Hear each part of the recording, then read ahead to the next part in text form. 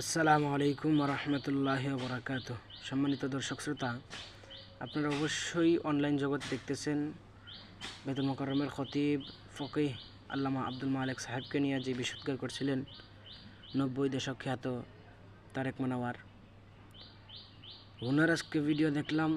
উনি বলতেছেন আমার কোনো নিজস্ব ফেসবুক আইডি নেই, কে লেখছে কারা লেখছে এগুলা আমি জানি না, তাদের শাস্তি চাই। তো তার কথার সাথে আমরাও বলতে চাই, আপনি যেহেতু জানেন না, তাহলে আপনার জামাতের বড় বড় লিডারগুলা আব্দুল মালেক সাহেবকে নিয়ে যে বিশুদ্ধার করলো, আপনার এই কথা আপনার উপর উত্থাপন হওয়ার পরে তারা যে করলো, আপনারা কি তা জানেন না?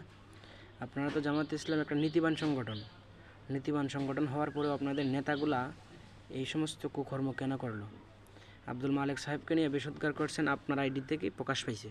আপনার আইডি থেকে প্রকাশ পাওয়ার পরই বাইতুল মোকাররমের খতিবকে নিয়ে আপনার যেই নেতাগুলা, জামাতের সমস্ত নেতাগুলা কিন্তু উঠে পড়ে লাগছে। তো আপনি যেহেতু শাস্তি চান, আমরাও শাস্তি চাই, তাকে যথেষ্ট পরিমাণ আওতায় আনতে হবে। তো আপনার জামাতের লোকদের আপনি কি করবেন? যারা ভিডিওতে দেখছেন সবাই বলে যান।